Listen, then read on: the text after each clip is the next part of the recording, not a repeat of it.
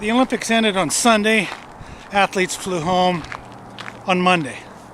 A lot of them were just exhausted, which is normal after 3 weeks. And some of them came off a high and some of them came off a low.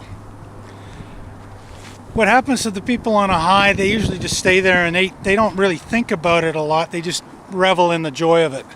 The ones who come off it in a low or have had a bad Olympics, they'll tend to chew on that. A lot of people will tell them, don't do that, just let it go, doesn't matter. Wrong. First, athletes always chew on it for 20 years after they retire. If you have a great or even a not great experience on Olympic Games, it represents one of the highlights of your life in terms of experience.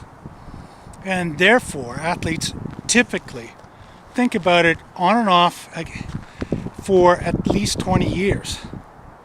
And they tend to search for what really happened in that experience, especially if it went sideways. It's critical that they do that. It's also really important, one, not to tell them not to do it. This is a bad idea.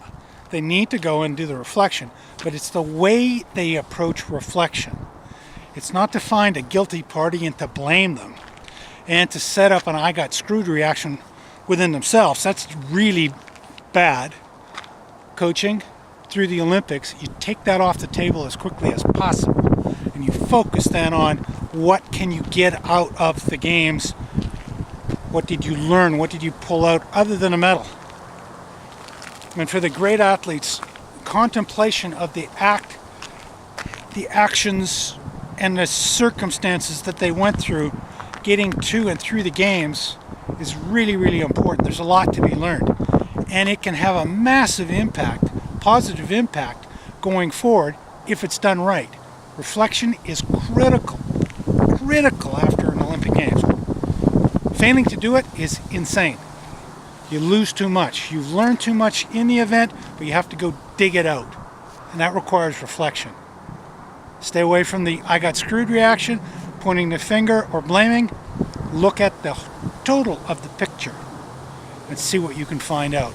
It's a key to reflection. It's a key to learning, and it's a key to moving forward.